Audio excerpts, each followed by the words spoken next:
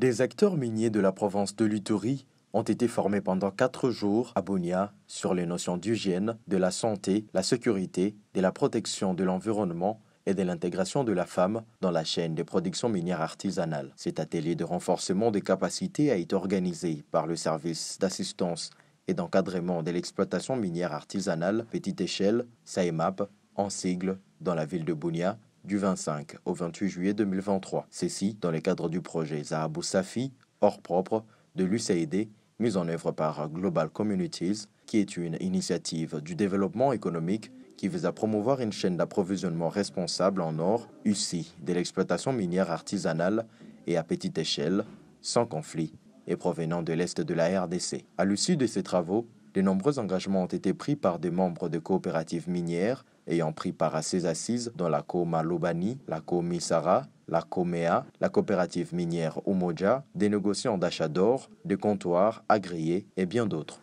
Lors de la cérémonie de clôture, le directeur du cabinet du gouverneur militaire de l'Ituri est revenu superficiellement sur l'état des lieux dans les 10 secteurs.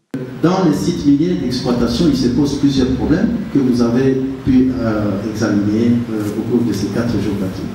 Des problèmes d'hygiène. Mais les réalités que nous avons par rapport à ce qui se passe au niveau des sites d'exploitation minière sont tout à fait à l'opposé de ce que la loi recommande. Et c'est pourquoi l'atelier auquel vous venez de participer aujourd'hui, c'est un atelier extrêmement important.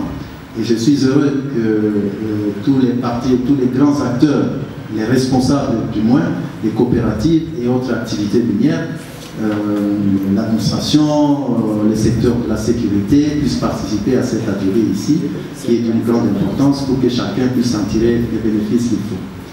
La directrice provinciale du SAEMAP, Mme Foura Chouma, a, quant à elle, touché quelques points essentiels. Aux coopératives de bien tenir les registres des sites miniers pour éviter les éboulements, les asphyxies dans les sites miniers. Et pour les négociants, ils doivent bien se protéger.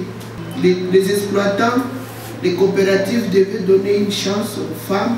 Toujours à la clôture de cet atelier, le vendredi 28 juillet à Bunia, M. Trésor Bongongo, coordonnateur du Global Communities, a interpellé les participants à s'approprier l'initiative avant de l'étendre aux autres.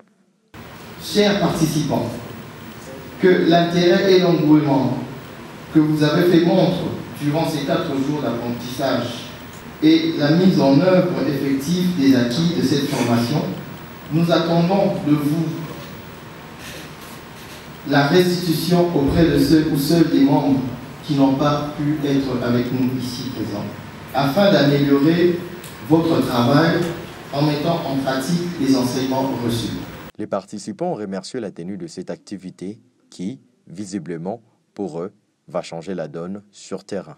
Par ailleurs, le représentant du gouverneur de l'Ituri a promis l'accompagnement de l'exécutif provincial dans différents volets. Et nous, le gouvernement provincial, nous allons vous accompagner pour la part des attributions dans les mines qui reviennent au gouvernement provincial parce que la responsabilité est partagée aussi avec le gouvernement central. Un brevet de participation a été remis à tous les participants de cet atelier. Une visite de terrain a été organisée autour du groupe des techniciens, dont la chef de la division technique du SAEMAP, le géologue Aimé Chabani Lobo, le DP du Sud Kivu, l'équipe du Global Communities et les autres participants dans les sites d'exploitation minière de la Co-Malobani en date du 29 juillet 2023 dans la région de Lopa a bouclé cette activité.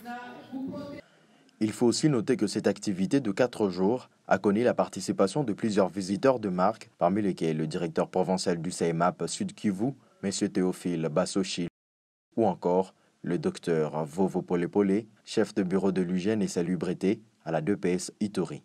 A signaler que le projet Zahabou Safi, hors propre, de l'USAID, mis en œuvre par Global Communities, intervient dans 5 provinces de la RDC, à savoir le Sud et le Nord Kivu, le Maniema, l'Ituri et les Haut-Touélé.